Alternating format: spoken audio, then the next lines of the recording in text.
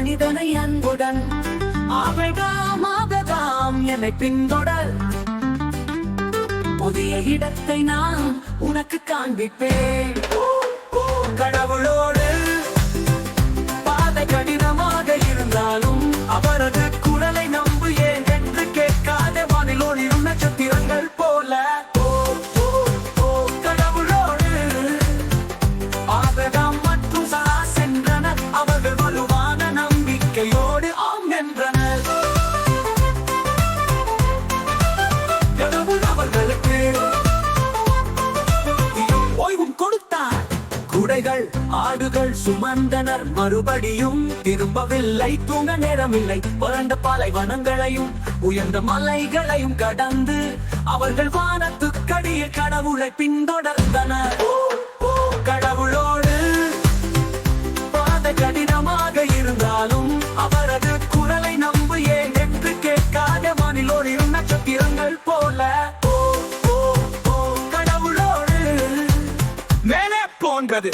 கடவுள் சொன்னார், வேலை பாரு என காண்கிறார். ஆபிடம் சொன்னார், நட்சத்திரங்கள் எனக்காக நிறைய. உன் குடும்பம் இவ்வளவு பெரியதாக வளரும். நட்சத்திரங்களை விட கூட நம்பவும் அறியும்.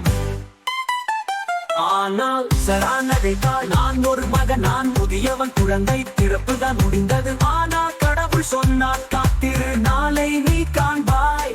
என் வார்த்தை உண்மையாகும், நான் வழி காட்டுவேன். கடவுளோடு பாதை கடினமாக இருந்தாலும் அவரது குரலை நம்பு. ஏன் என்று கேட்காத வானிலோடு நட்சத்திரங்கள் போல கடவுளோடு சிரிப்பு, மகிழ்ச்சி, சந்தோஷம் வந்தன. குழந்தை ஈசாக்கின் அழைப்பு கேட்கப்பட்டது. பழையவர்கள் கூர்மையானவர்கள், ஆனாலும் இதயங்கள் இளமையாக இருந்தன. கடவுள் தனது வாக்குறுதியை நிறைவேற்றினார்.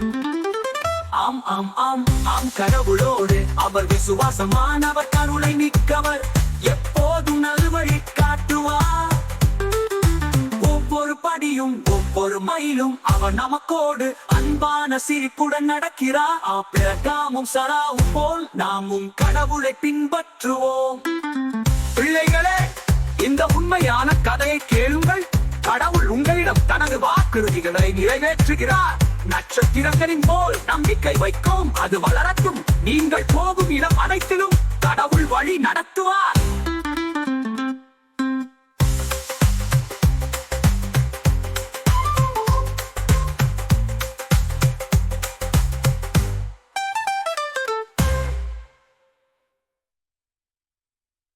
இரவுகளின் மனத்திலும் கடவுள் வழி நடத்துவார்.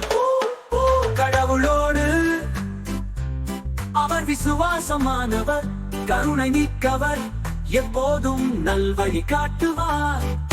ஒவ்வொரு படியும் ஒவ்வொரு மைலும் அவர் நமக்கோடு அன்பான சிரிப்புடன் நடக்கிறார். அப்படி வழி நடத்துவார்.